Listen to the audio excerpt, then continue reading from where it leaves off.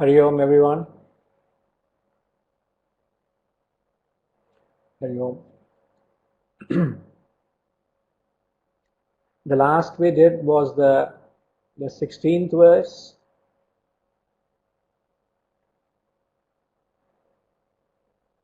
where he mentioned Kim karma, kima karmeti, kavayopyatra mohitaha. Even the wise are deluded here.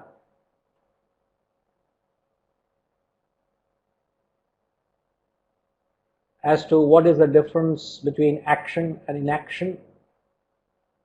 Tasmat, therefore, I shall teach you action, knowing which you shall be liberated from evil. Now I realize that some of us went through somersaults trying to understand, and everybody said it was almost a bouncer for everyone. Now Rajima has beautifully actually captured it. It was shared in the group as well, which is actually posted there. It is captured beautifully, summarizing how we have described what karma and akarma from a relative point and from an absolute standpoint.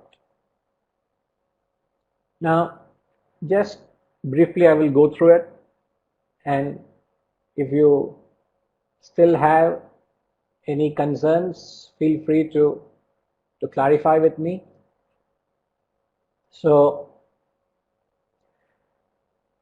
at the relative level, we have described karma as any action which is desired.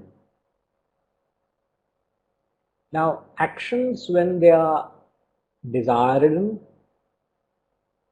your actions could fall under a selfish category or an unselfish category.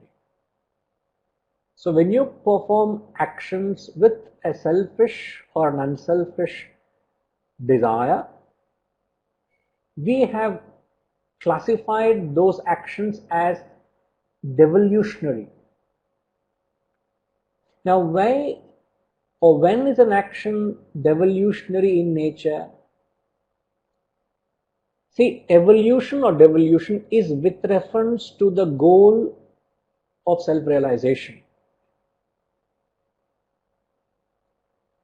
Now, when an action takes you closer to the goal, you could call those actions as evolving. And an action takes you further away from the goal of realization, you would call those actions as devolutionary. Alright?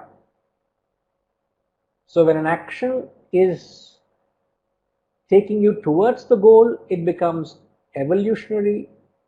When it takes you away from the goal, it is devolutionary.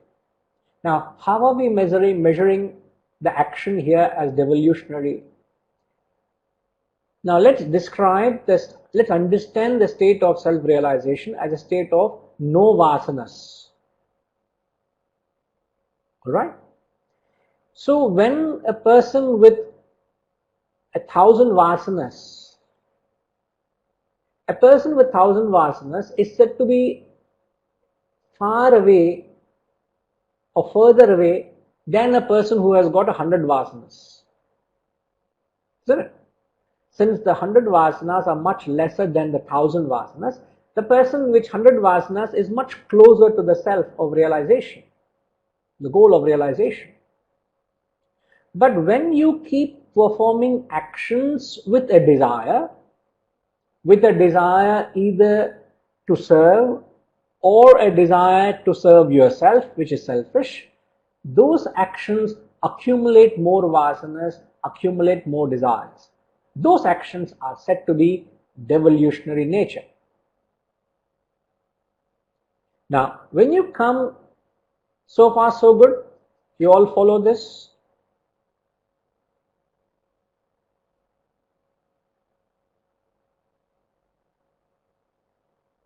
Shanti Kumar Garu, you are following?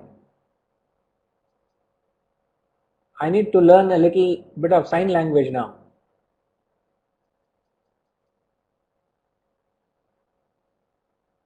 Are you all following so far so good? Are you all able to hear me? Okay. So you follow so far what karma is from a relative standpoint. Now karma from akarma from a relative standpoint we refer to as selfless actions. Actions which are evolutionary in nature. Actions which take you to the goal of realization. Now we said selfless actions has two benefits. Firstly, they do not create fresh vasanas. Since you are not acting upon a desire, you don't create fresh desires or fresh vasanas. At the same time, whatever vasanas you have, those vasanas get exhausted. So selfless actions are always considered evolutionary. So you keep marching towards the goal of realization very, very clearly. So this is karma and akarma from a relative standpoint. Now from an absolute standpoint, all actions, whether they are evolutionary or devolutionary, which is selfish and unselfish, and selfless actions, all actions a human being can perform form under karma. They fall under karma, action. Now, akarma at the absolute level is the activating principle, which is the Atman, which is the reality. So what you got to understand, now we just threw in the relative concept just to make it a little easier to understand the difference between karma and akarma. It is rather difficult to follow. Therefore he says, I shall teach you karma, I shall teach you action, knowing which you will be liberated from evil. Now I gave the example of separating the blue marbles and the red marbles. When you separate, when you pick up the blue, automatically the red are also separated. So you understand karma or you understand akarma, you are able to separate the both. Now, why he says that I shall teach you karma is for the simple reason akarma cannot be taught. Now, it may sound a little exaggerated perhaps to say that. Now, when I say that akarma cannot be taught, akarma is what? Akarma is the Atman. Now, how can I say Atman cannot be taught? It is not that Atman cannot be taught. Atman can be taught, can be explained. How these great men of realization, these spiritual masters, they have shared their wisdom through their own experience. It is not that they can't teach us, it is that we can't receive. We have no receptacles to receive that wisdom. Since we don't have the capacity to receive the entire knowledge, the entirety of akarma, he says, it's better I teach you karma. I don't know whether you are able to get the gist of it. You know the story of Bhagirath wanting to bring Ganga from the heavens? How many of you know the story? Yeah. The story of Bhagirath wanting to bring Ganga from the heavens. So he does great penance and he pleases the Mother Ganga to come to the heaven, to earth, because he wanted to purify the sins of his ancestors. To cut the story short, when Ganga appeared and she said, I am pleased and I am willing to come for your sake to earth from the heavens, but I am so powerful that you need a patra to receive me. Otherwise, I am so powerful, I'll bore a hole through the earth and go to other side. Ganga represents heavenly knowledge. So if you don't have the patra or the capacity to receive the knowledge will, like some of you all said last week, it was a bouncer, it went all over you, So you will not be able to receive it. So for that reason, Krishna says, I will teach you karma. And once you understand karma, you will be able to separate karma from akarma. Okay? So please give it a thought again, and it is not that difficult to understand. Alright? And if required, if you have any questions, always come back to me. So shall we move on to the next verse?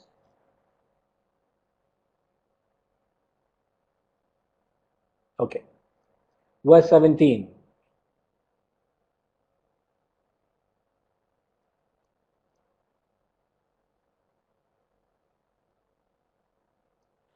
कर्मणो ह्यपि बोधव्यं च विकर्मणः अकर्मणश्च बोधव्यं गहना कर्मणो गतिः कर्मणो ह्यपि बोधव्यं च विकर्मणः अकर्मणश्च बोधव्यं गहना कर्मणो गतिः. A very, very beautiful verse. So here he says, Karmano hyapi bodhavyam. He repeats the word bodhavyam, bodhavyam, bodhavyam. 3 times he used the word bodhavyam. Bodhavyam literally means should be known. You better know it. You should understand it. What should be known? Verily, action should be known. Forbidden action should also be known, and inaction should be known. Gahana karmano gatihi. And the words ends with this phrase which says Gahana karmano gatihi. Gahana means impenetrable. Very deep is the very nature of action. In fact, it means hardly anybody has understood how complete an action is, how deep. In fact, he says action itself is unfathomable. Action itself cannot be understood in its entirety, which is a very interesting statement he makes there. Okay, now you see a little note there. I have actually mentioned what the verse is trying to convey. Okay, now just for the benefit of able to view clearly, I'll just expand it so you all can see.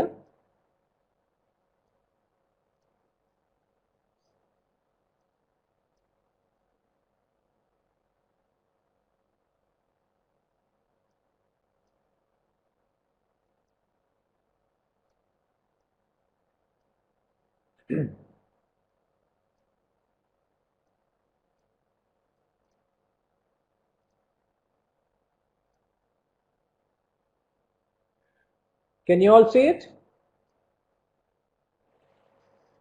So, firstly he says karma. Karma should be known, action should be known. Now, under karma, there are 3 types of actions.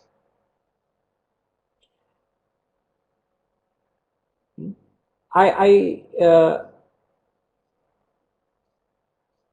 hope you are able to follow.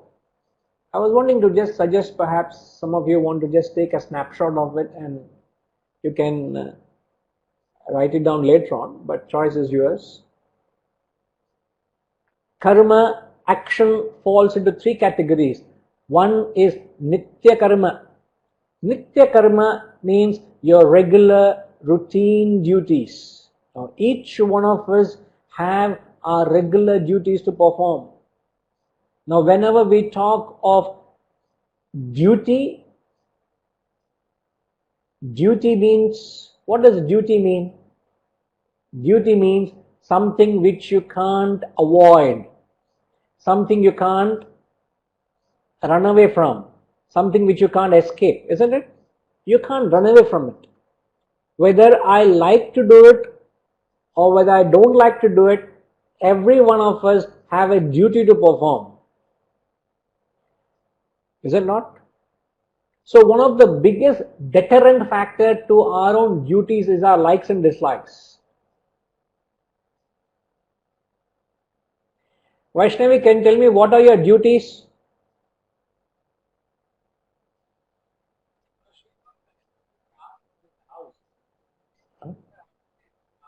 Because she is not going to answer me if I ask in the house. So the only way to let her answer is in a class like this.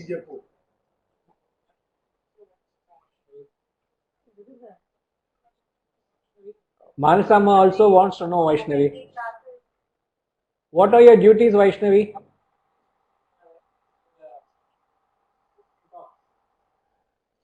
Come closer to the computer and talk. Homework. Duty. Regular duty.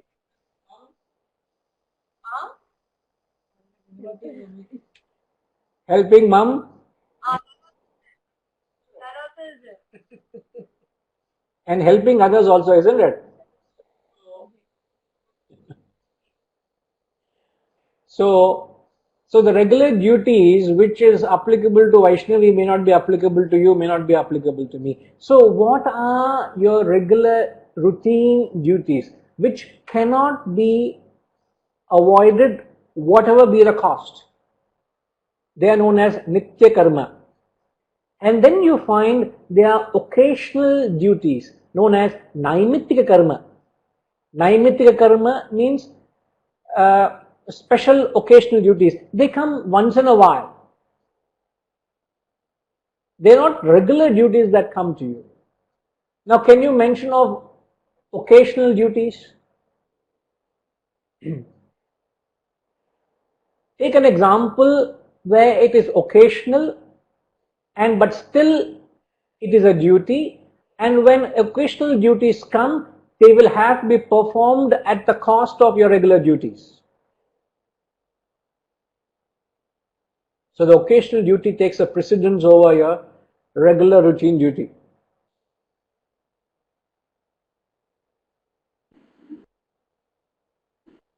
So anyone take an example of an occasional duty? That was festivals, additional. Festivals, additional work. Marriage function. You have to do it. Anniversary. Any anniversary.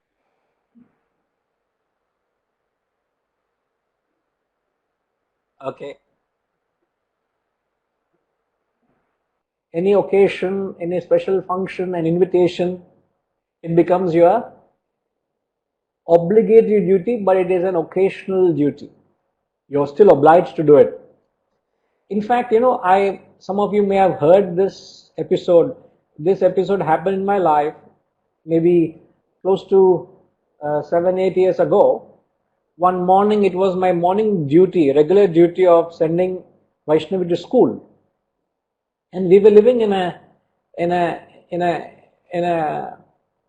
condominium which had 2 blocks, the 20-story 2 blocks. And as I was exiting the apartment, there was a young girl who ran up to the car and stopped the car just before I left the compound.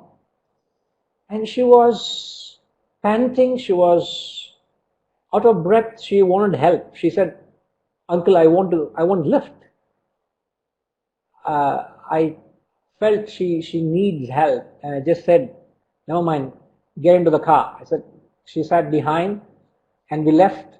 I said, I'm just going 10 minutes away from here. I have to drop my daughter to school. Would you mind getting down there? Yes, uncle. And then she started a conversation and said, "Uncle, can I have some water?"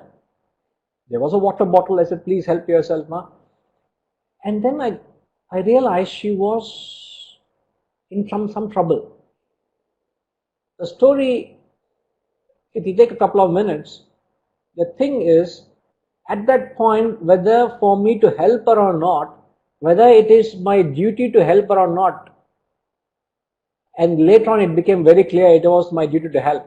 She was actually being house arrested in a neighboring apartment, in a neighboring building within the compound, house arrested by her aunt because she wanted to marry someone and the family was against. So she was actually under house arrest for over 10 days where she was being deprived of food and basic facilities. She is being house arrested. She just got a chance to find a window to run out of the house and she ran out. The first person she meets was us and she got into the car and then she's narrating all this to me. And then I said, okay, very soon we reached where Vaishnav had to be dropped. And then I said, what is your plan? She said, uncle, I would like to go to my town where she's actually a major. So it's not that she was she was maybe in her early 20s, she must be. And then I said, okay, now what do you want? She said, uncle, I want to take a bus to go to Penang. It's a 5-hour drive, bus ride. I said, okay. Another maybe 5 to 10 minutes from where I had dropped off Vaishnavi was the bus station. I said, okay. When we went there, we realized the bus station has relocated to somewhere outskirts of city. I don't know where it was. There was no bus terminal, which meant I could have told her, you get down here and find your way. But I felt she was very vulnerable. She was almost shivering. I said, don't worry, I'll take care of you. We had to figure out where the next bus terminal was, which was half an hour outskirts of city. We drove half an hour outskirts. I got down with her.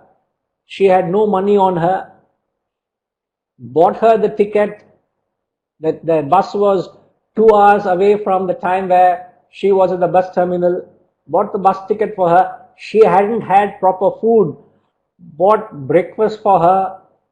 Kept talking to her, kept counseling her, all will be well, connected her with her boyfriend or whoever she wanted to meet, waited and then gave her some money for the travel and connected with the boyfriend and said, this is the bus number, this is the person she's coming, make sure you are available to reach her, and the moment you receive her, you call and tell me that she's with you. An outright stranger walked into my life.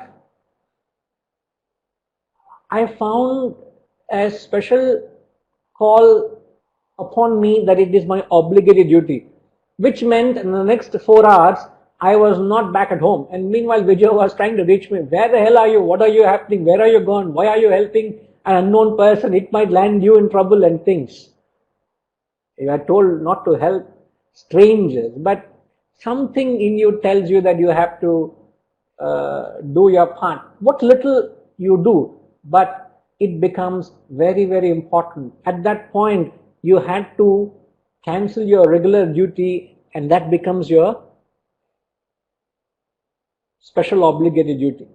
There are few very interesting episodes and experiences in your life where you may have to go out of the way. It becomes your special duty. So you must recognize those duties. You should not dismiss them. So one is your regular, next is your occasional, third is known as kamya karma. Now kamya karma is known as actions arising out of desire. These actions should not be done. Now we are only mentioning the type of actions. Under the type of actions there's nitya karma, naimitik karma, kamya karma. First and second has to be done, the third should not be done. Means any action which arises out of a desire, as much as possible, don't be compelled by desire. Don't fall a prey to the desire. Now when I say that, the best amongst us will have situations where you fall a prey to your desire. How many of us can say, sir, I have never fallen a prey to desire? Rajima, did you say something?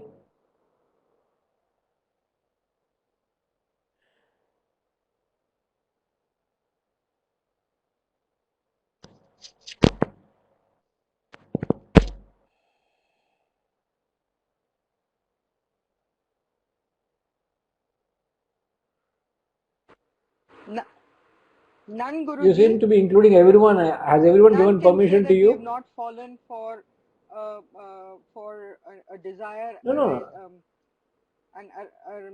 a desire that has arisen in our minds.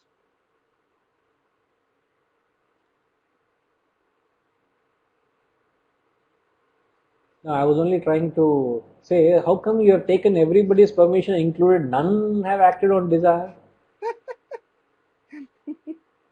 You have become very liberal. But yet we know whenever a person acts on a desire, that person very well knows that whether has he controlled the desire or the desire is controlling him. He knows it very well.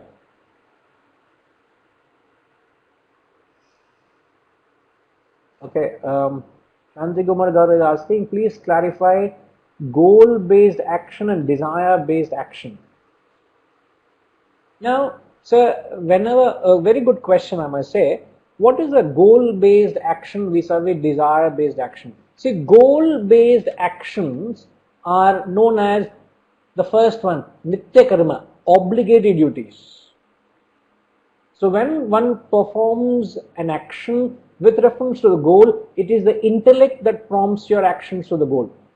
You do the right action which is defined by the intellect. Which actions takes you to the goal? Those are called as obligatory duties.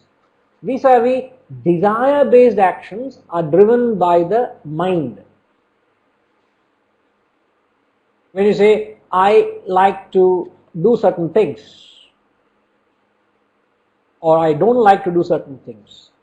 When your actions are influenced, driven by the likes and dislikes, such actions are known as desire-based actions.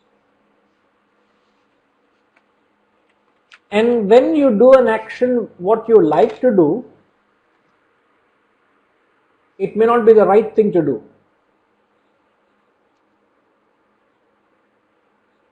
Now, can anyone take an example?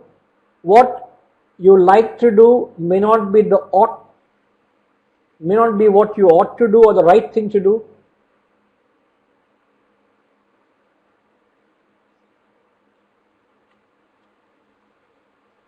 Yes, sir. Sedraman garu cheppandi.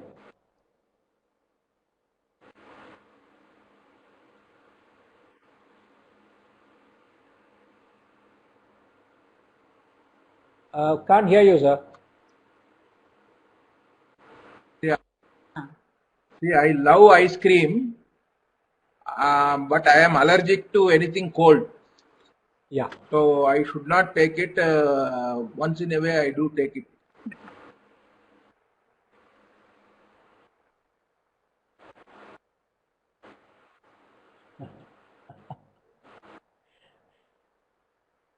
But once in a way, what is it that prompts you to take ice cream? Mind. Is it the mind or the intellect?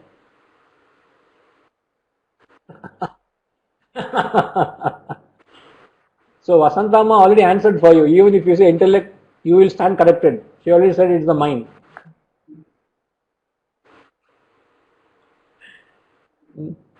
So what you know you ought not to do it. It's not the right thing to do.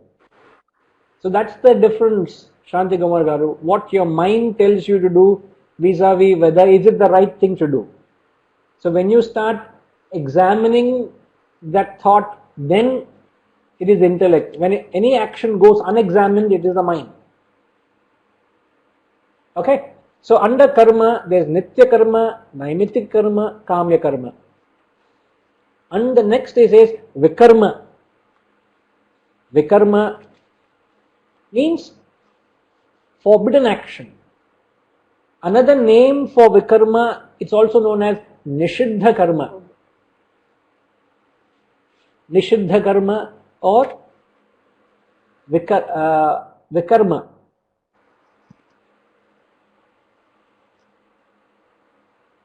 Now, what is your opinion of vikarma?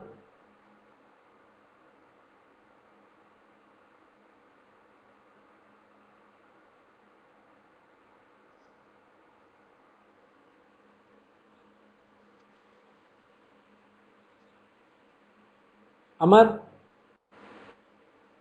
when you say vikarma, what do you mean? What do you understand?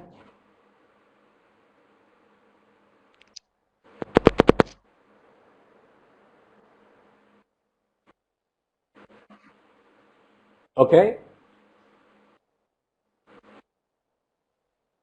What are the kind of actions? These are some actions which are forbidden, not to be done.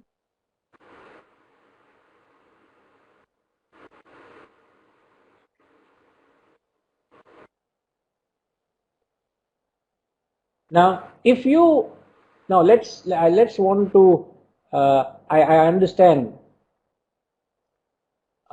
Sitaram is mentioning that breaking the laws of the land.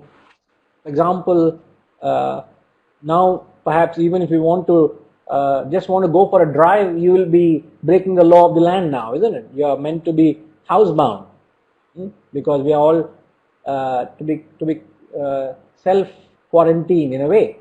Now,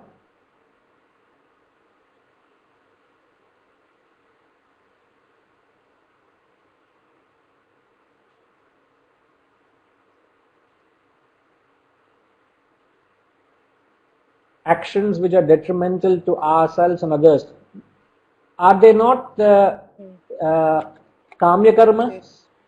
Selfish actions are detrimental to you and others.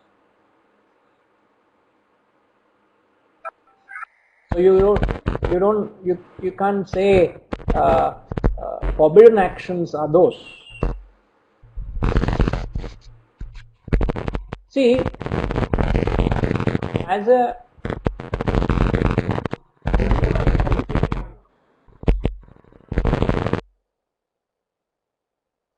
Rajima, can you mute your microphone, please?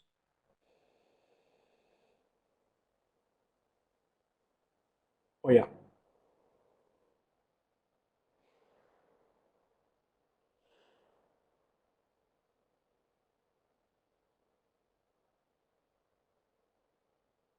Now, if you go back to the concept that no action per se is right or wrong, no action per se is right or wrong, then how can you say an action per se should not be done? So, to philosophize or to understand what vikarma vikarma is boiling down to do's and don'ts, isn't it? What you can do, what you can't do. When you say forbidden, this can't be done, this can be done. Now you can't go with that approach of putting a list and say what can be done, what can't be done. For the simple reason we say do's and don'ts are not designed for human beings. You can't put a list and say you follow this and then you're right. If you don't follow that, you're wrong. There's nothing like that. So then how does one decide whether that action is forbidden for me? Because what is forbidden for me may not be forbidden for you. Now, I understand where Sitaram was coming from. For example, laws of the land, etc. They are applicable, but we're not sticking to the book rule here. Yes, so when an action is not supported by your conscience, those actions are forbidden as far as you're concerned. You should not do them. How much ever others are comfortable with it, but as long as it is not supported by your conscience, you should not do it.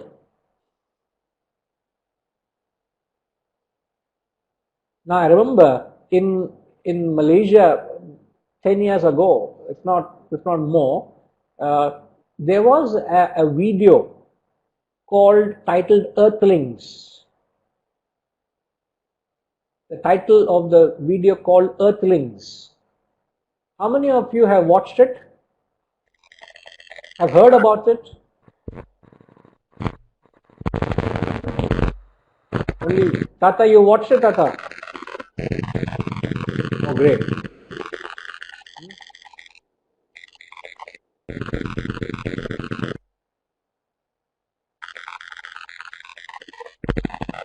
Shantikumar Garu, you will have to mute your microphone, please. There seems to be a disturbance coming from your end.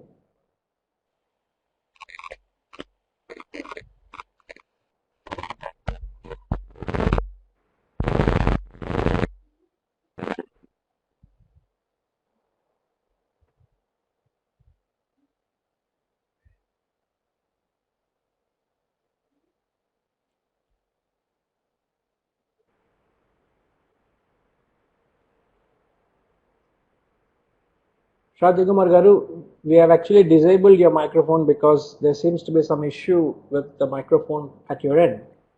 So we have disabled it. So there was this movie called Earthlings.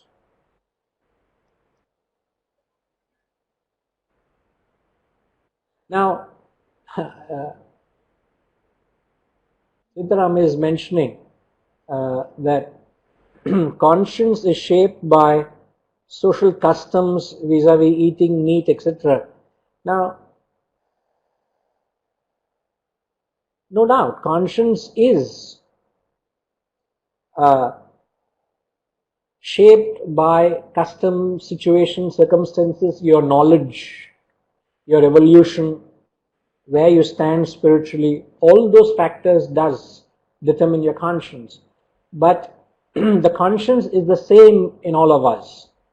The conscience is an element which points towards the reality, which points towards the truth. So there was this video called Earthlings. I would recommend all of you to just have a look at it.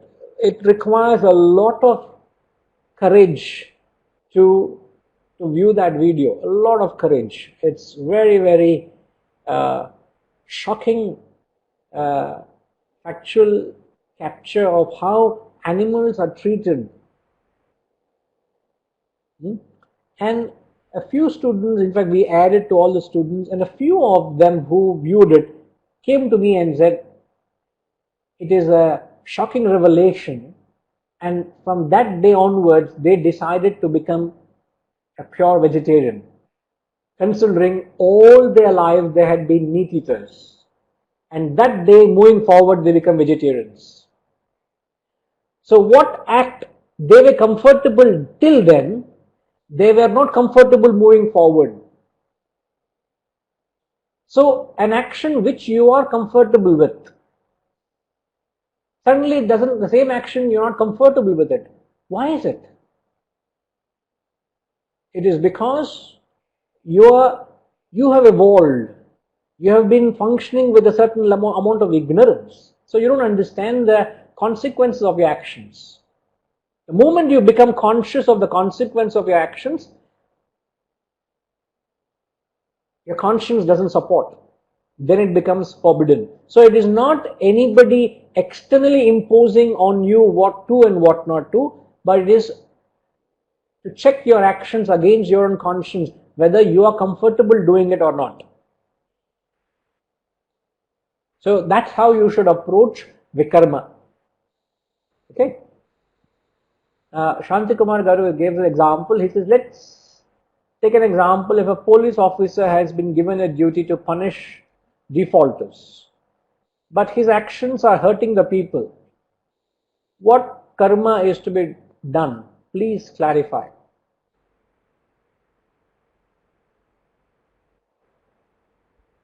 I rather don't understand what you're saying. A police officer has got the duty to punish the defaulters, okay? But his actions are hurting the people. What do you mean by that? What do you mean hurting the people? You see, he is just doing his duty to punish them. He has no intention of hurting them, but he is just following the orders or the instructions given to him. He is just doing his duty. Now, have we not seen certain videos surfacing how people are not obeying the order of to be homebound unless until necessary to travel, and you find few people have taken a liberty to just take a stroll or just go out unnecessarily, and they have been taught a lesson by the police in an appropriate manner, they would not incur any karma, because they're not having any emotion or intention in it. They don't have a desire to hurt you. They're only trying to educate you. That's all. So they are doing their duty.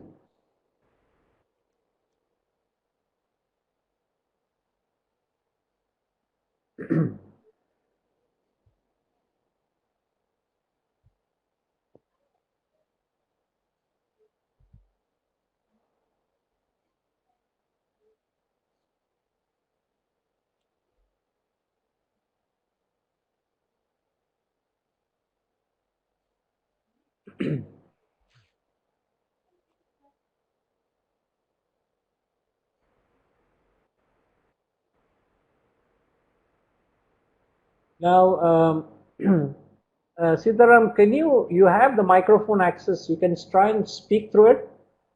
Perhaps it becomes easier.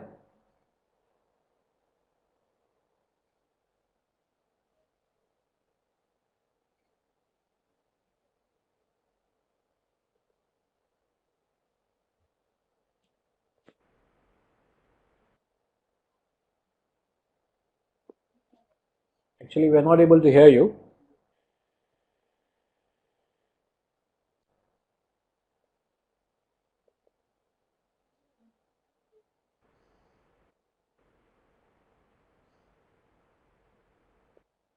Okay. Now, the extreme example or exaggerated example of the Holocaust, operations of concentration camps, gassing the Jews, etc. So, all that act, as far as the soldier is concerned, he doesn't pay the price for the consequences of an act of killing. Because given a choice, he wouldn't do that act. But he is just following the law and order of the government or the ruler, whoever. His actions are, in fact, you would say selfless actions. Yes, we took mention of hangman last week, if I'm not wrong. Selfless actions. They don't incur any actions. They're just performing their duties. But let's say if there's a war between two nations, India-Pakistan war, and if the soldiers in their respective countries start letting out their emotion of hatred and bitterness towards them, if they allow the enmity to express, then they'll pay the price for the karma. The nation can choose to fight or not. That is the choice by the nation. As a soldier, they have no say. They just do their duty. Okay? Now, Jayaraman is saying, is there a tamasic intellect person who is very comfortable performing vikarma? Does it not amount to sin? Tamasic intellect person very comfortable performing vikarma. I don't rather follow from what angle you're coming, Jayaraman.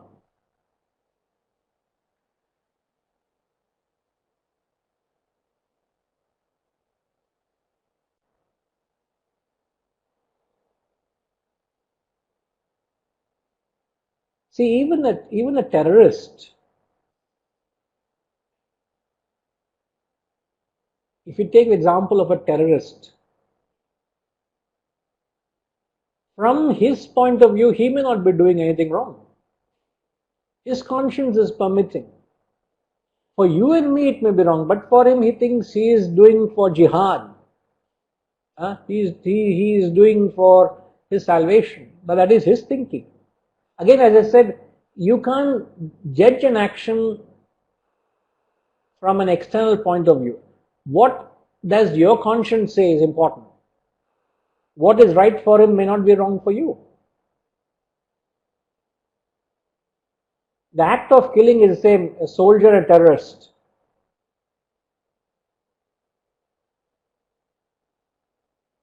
Okay?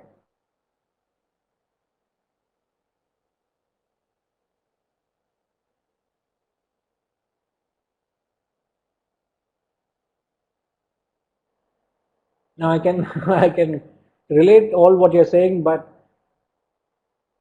the platform is not giving us the feasibility to clarify so that I can understand where you're coming from. But as long as what you can understand, see, try not to take extreme examples like what you all are mentioning, but in normal circumstances, when you are not comfortable performing an action, as far as you're concerned, that action is forbidden. You should not do it. So try to take this knowledge or concept to apply to yourself rather than stretching it to extreme situations, because we can perhaps discuss this some other time. Okay? And then the last is akarma, which is inaction. The inaction here, which we just discussed in the previous verse, refers to the Atman, which is the inactive principle. Okay? It is the activating principle, yet it is the inactive principle. Inactive because Atman remains a catalyst. Atman doesn't change. With it, everything seems to function, but it remains changeless. That's how a catalyst is, isn't it? So Atman is a perfect catalyst. That is akarma. So when he says karma, vikarma, akarma should be known. So broadly we have an idea of what they are. And then he says ghana karmano gatihi. The nature of action is impenetrable. Now, what do you mean action is impenetrable? There is, again, I've just mentioned with a reference to the 7 constituents of action, which is actually appears in the 18th chapter of the Gita. So he says an action can be cut into 7 aspects, 7 ingredients of an action, 7 constituents of an action. So an action constitutes action, actor, knowledge, buddhi, consistency, happiness and renunciation.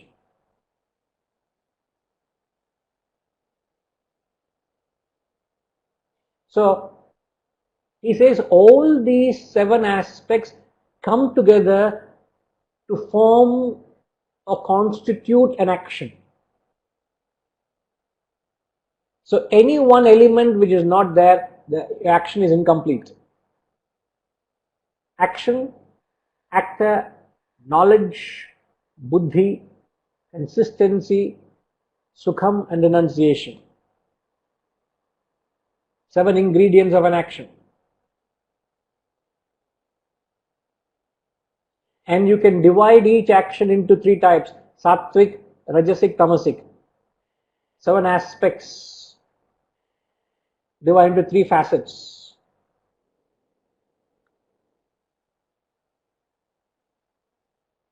Yes, we have done this earlier, so I am not going into the detail.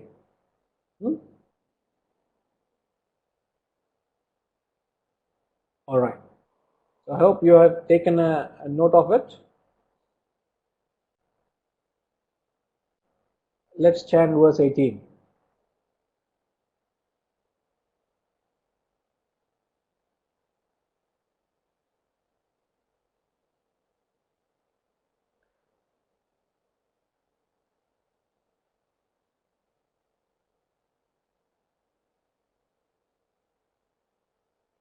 Are you all able to hear me?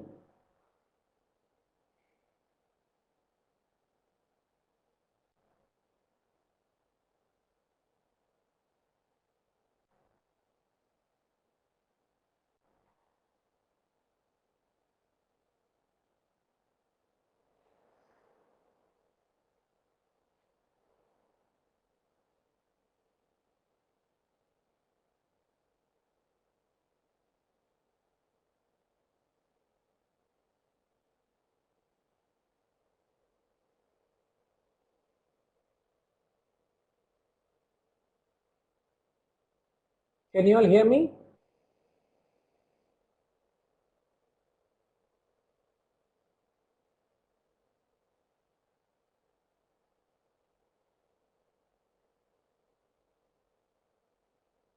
Can you all hear me now? Okay. Yeah. We'll move on. We'll take verse 18.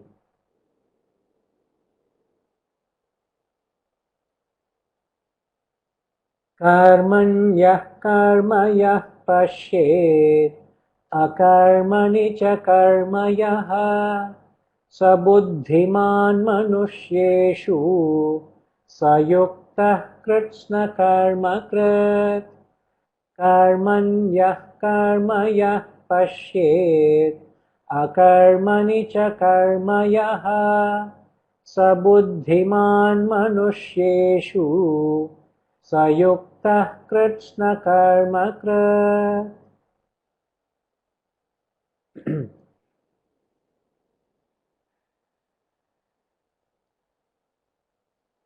Now he who recognizes inaction in action and action in inaction is wise amongst men. He is a yogi, a doer of all actions.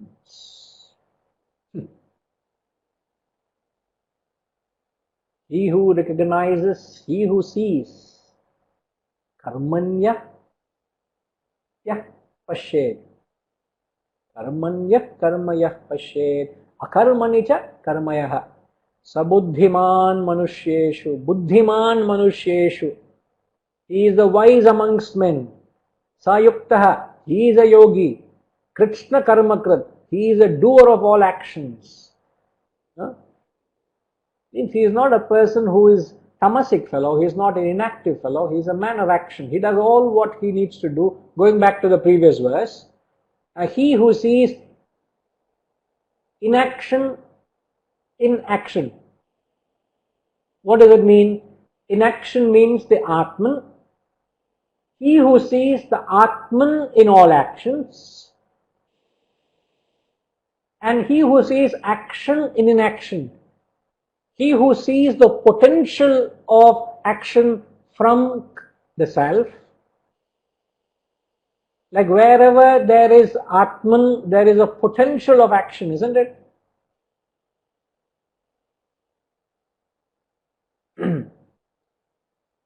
Amar, are you following? He who sees inaction in action. Inaction in action means inaction here is the Atman. He who sees Atman in action means he who sees Atman behind every action. Now when you see me, what do you see me? You see me speaking, you see the perception of me. Now when you perceive me, what is it you should see in me? You should be able to perceive the Atman functioning through me, isn't it? So the Atman in me is speaking through me, the Atman in me is functioning. So when you look at me, you must see the Atman in me, the inaction in action. And then he says, you must also see the action in inaction. Now, it's very difficult to explain to see action in inaction.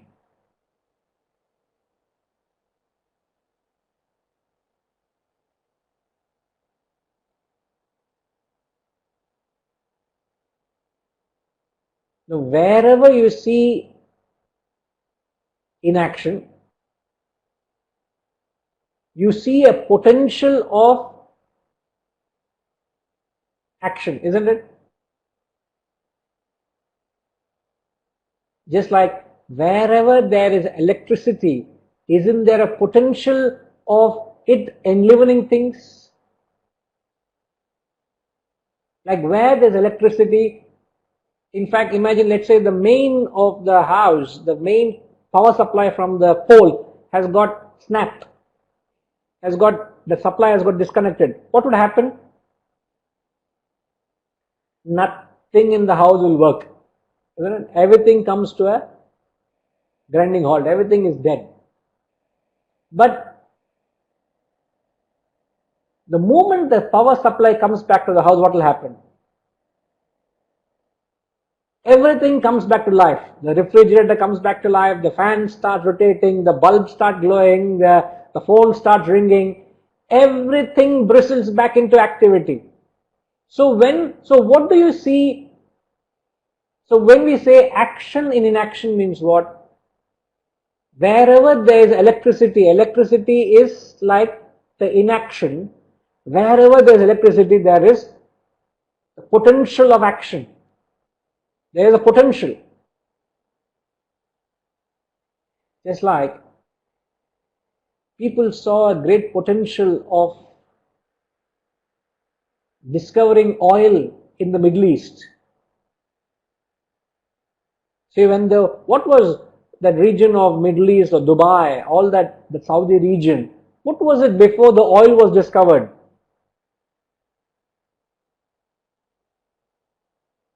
It was just a desert land, isn't it?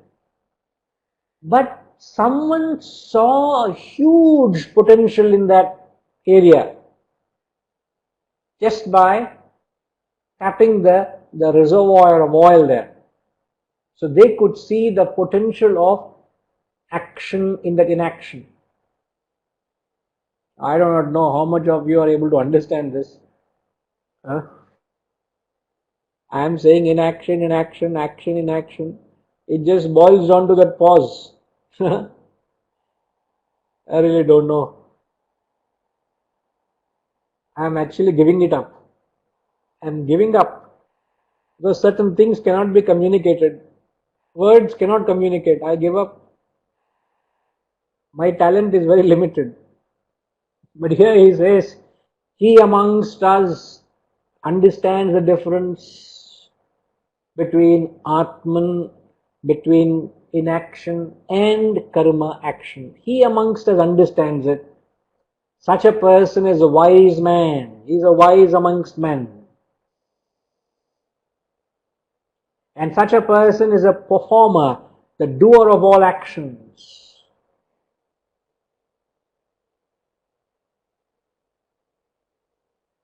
Now, okay, let me ask this simple question.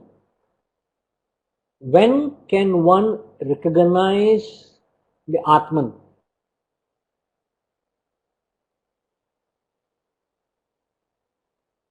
The question is, when can one recognize the Atman, whether be it others or even oneself? When can you recognize it?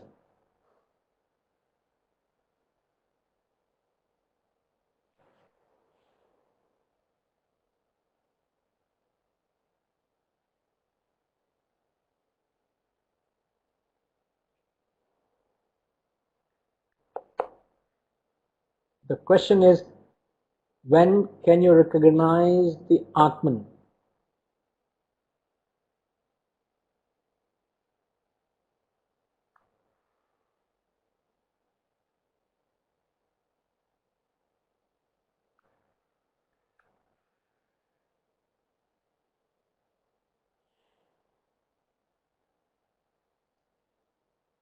Again, Gayatri Ma is like asking how to become rich. Put money in the bank, you become rich. I seem to be taking that example with Gayatri Ma a lot. Huh? No, when you reach that state, obviously, but when is it at this point? We're not talking of a state of culmination. At a relative level, see, every quality can be approached from a sadhana and from a state. So, sadhana is the abhyasa. The state you reach is the goal. So the same state you reach, when it is addressed from a relative standpoint, it becomes abhyasa, it becomes sadhana. So so for a man of realization to identify with God is no difficult. But for you and me at our level, if we want to relate to God, if we want to identify with God, my question is, when will you be able to identify with God?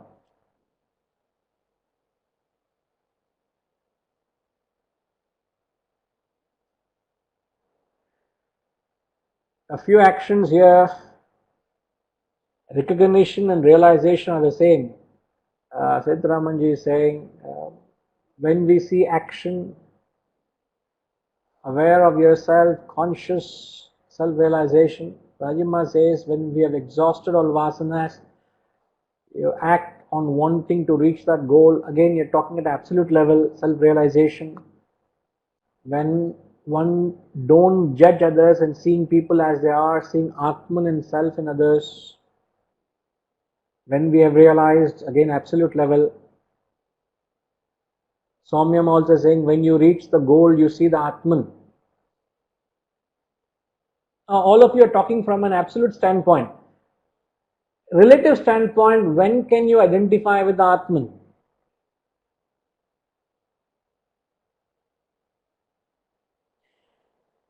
One doesn't Yes, sir. Siddharaman, Cheppandi. one is just a witness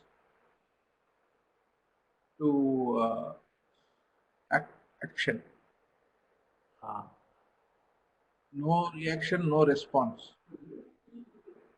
Correct. See, you will be correct. See, when will we be able to relate to the inaction in action and action in inaction? Go back to that phrase. That's what we are asking. When will you be able to identify or relate to the Atman? Is when you do not get carried away with the action. Only when you become objective to the action can you identify with the inaction in the action. You must learn to maintain that objectivity in the action. Means you don't get lost in the performance of action. So at the end of the verse he says, a yogi is a doer of all action. So where do you recognize God? In the performance of your duty. You will grow spiritually only when you perform your duties, perform your karma, which we learned, nitya karma, naimitika karma. So when you perform your duties, perform your actions, we're not talking about abandoning your duties, please. Perform your duties, and while you're performing, if you're very objective to them, you don't get involved. I think Sitaram mentioned Sakshi Bhava. Yes, perfect. You are a witness to it. Same thing Shanti Kumar also said, when you shut one's likes and dislikes.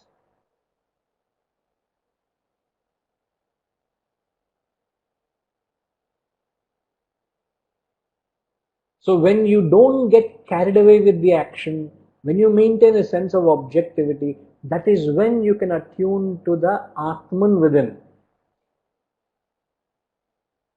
In fact, when you perform a sattvic action, you can attune to the Atman. When you perform a rajasic and a tamasic action, you are carried away with the action. You are not able to attune to the Atman or the inactive principle within. You get lost. You get carried away. Now, the objectivity, what is objectivity?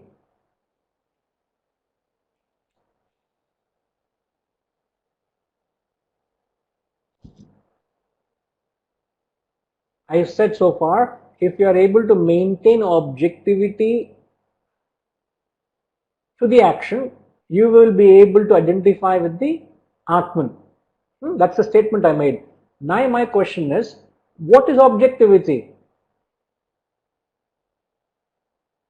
I just made a little statement earlier while I was talking to Gayatri Ma. That's the clue.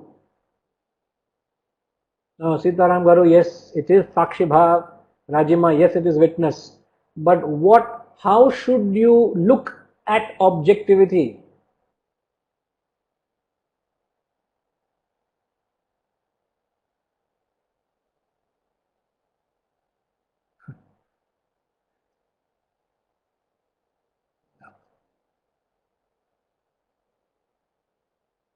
Amar is adding a clause and saying near witness, neutral. Sir, what I am trying to convey is Objectivity, when you look at objectivity, objectivity is the sadhana, objectivity is the goal. Both are one and the same. The same, it is practiced as a sadhana, the goal you reach is the same objectivity. So, Setraman Garu, when you say objective, it is not getting attached, right? Now, what is it going to take you to the goal of realization?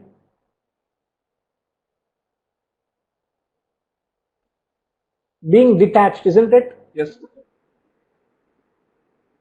So, by practicing detachment, where would it take you to?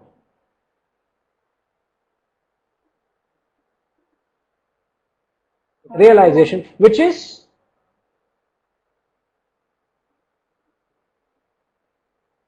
Ama, our goal. What is the state of Atman? What is the relationship between Atman and action?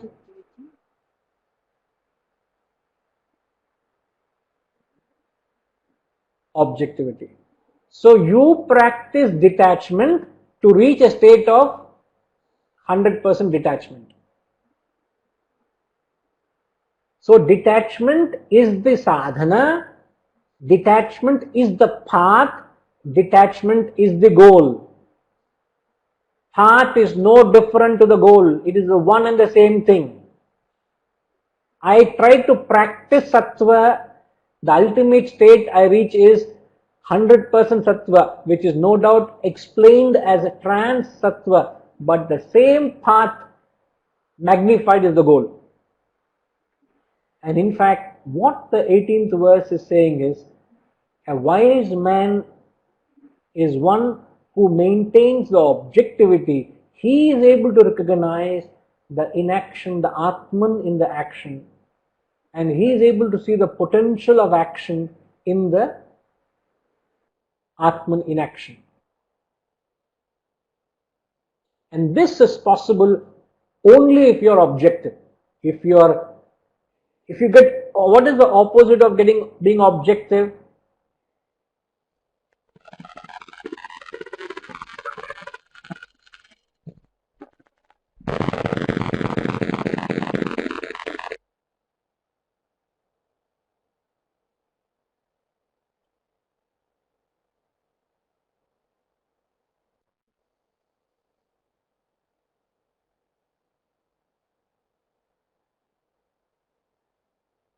Objective is being biased.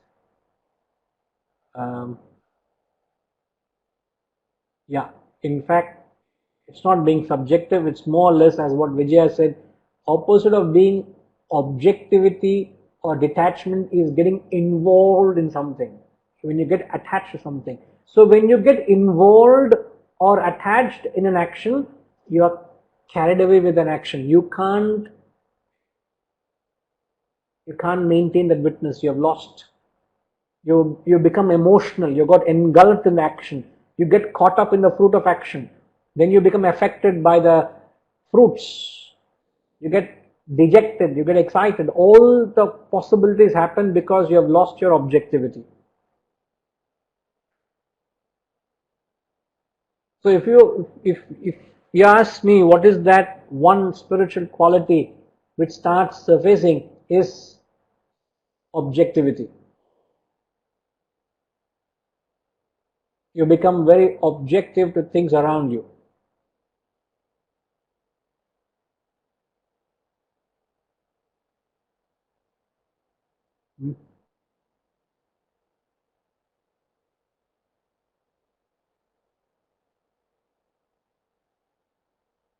So obviously there is enough reference and implication to maintaining the path of action.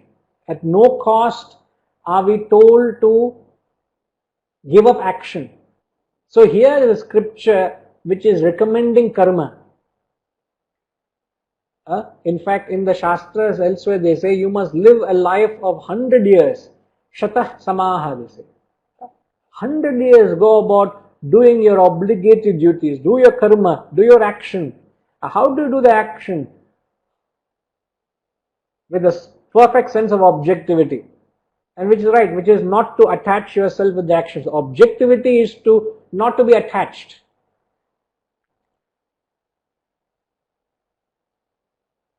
And what is attachment, Amar?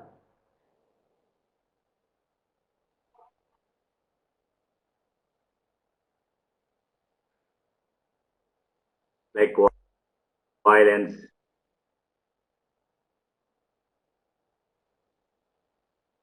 robbery, theft. There's more to it. Attachment is an attitude of possessiveness. Okay, what else is attachment?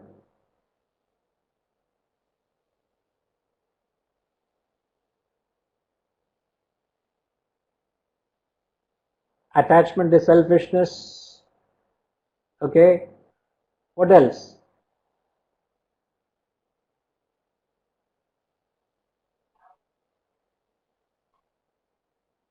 Just yesterday only we discussed, didn't we?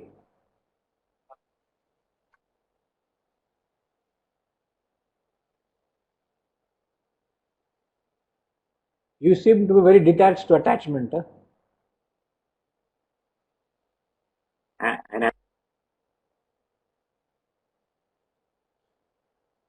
So attachment is, I'm just reading through the comments, it's selfishness, it is desire-ridden, it is a doership attitude, you get bondaged.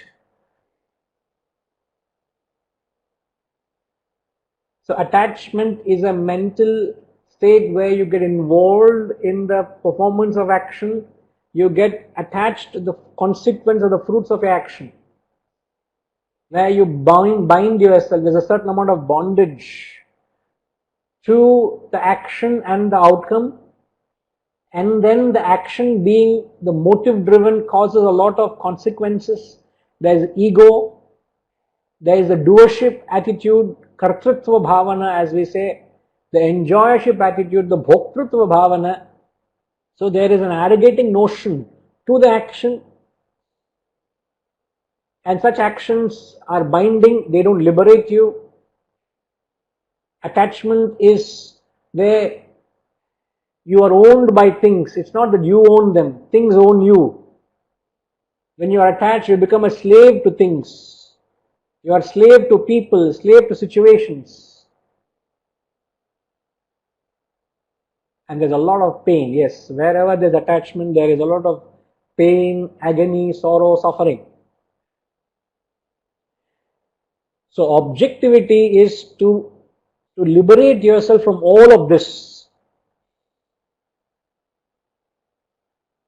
So action is no more a pain, no more a sorrow or suffering. So spiritual exercise is to maintain the objectivity into the path of action, injecting objectivity to your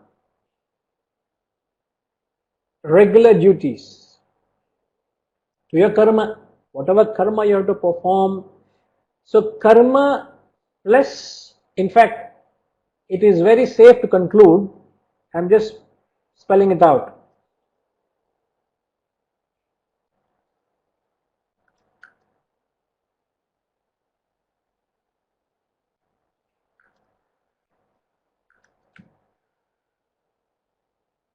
A person who performs karma with a sense of objectivity is a yogi.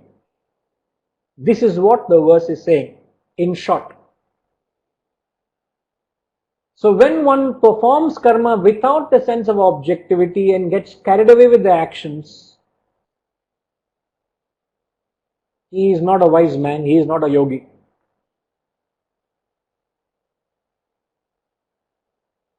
But sadly they put it in such a complicated way, such a intricate, in a language of contradiction.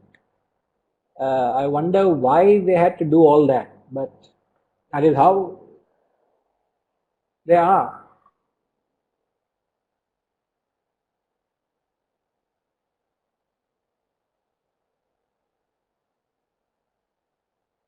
You may say, sir, I have been performing my duties for the past 40, 50 years. Yeah, no doubt you are performing your duties. But the question is, how much of objectivity is there in that duty?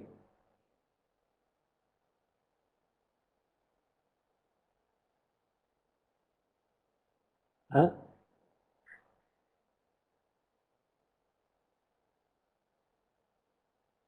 Yes, it is only that it is spoken in their contemporary thought language. So we have to do a little bit of decoding, unfolding. I don't rather follow what you are saying, Sitaram. I completely identify with Arjuna's confusion. Converted.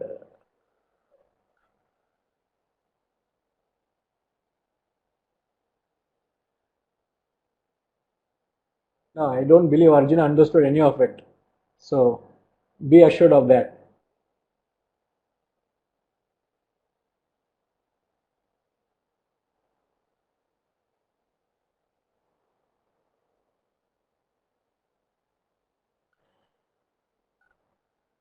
Yes, the words are not easy to follow, but if you get attuned to their style of communicating, you will know.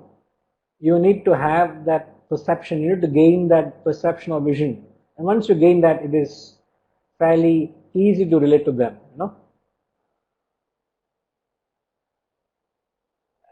No, there is no confusion.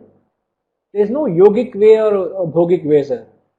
Yogic way, as I've said, is to inject that spirit of objectivity to the action. Whatever action you're doing, if there is objectivity in it, it is yogic. If the objectivity is not there, if you get carried away with the action, then there is no yoga in it.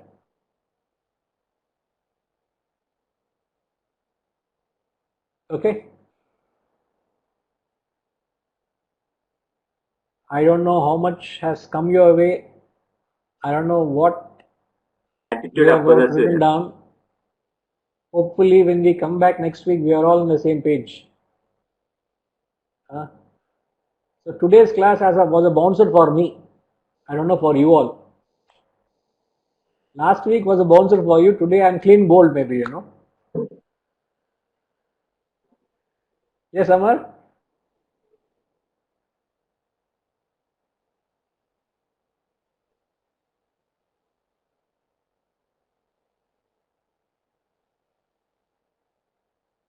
There is something like self. Thank God. Thank God I at least made that statement. No, imagine I didn't put that statement. The whole class you have not understood, that means.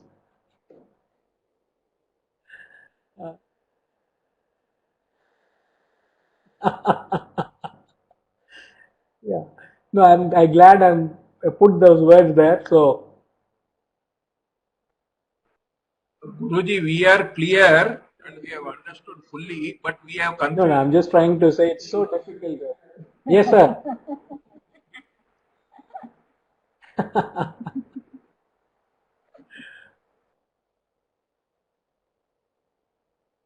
So if I don't turn up next week, please excuse me. Huh? That means I have not yet recovered from the confusion. All that.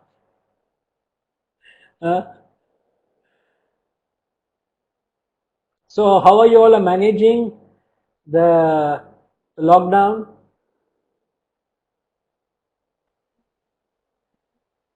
Managing physically, okay. Mentally, how are you all managing? I think your classes are helping us mentally.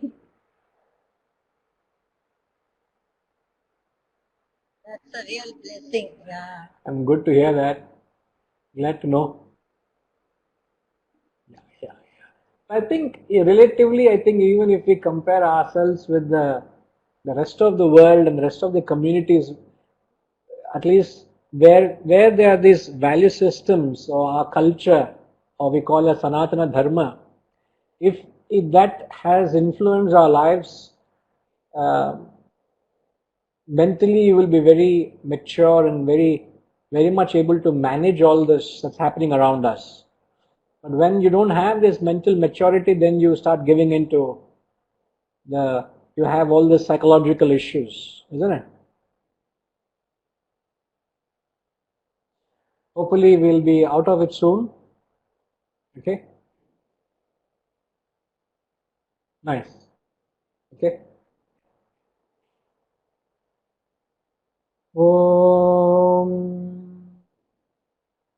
Purnamada Purnamidam Purnat Purnamudachyate Purnasya Purnamadaya Purnamevavashishyate.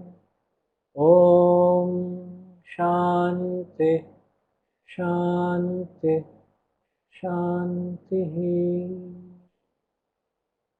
Hari Om.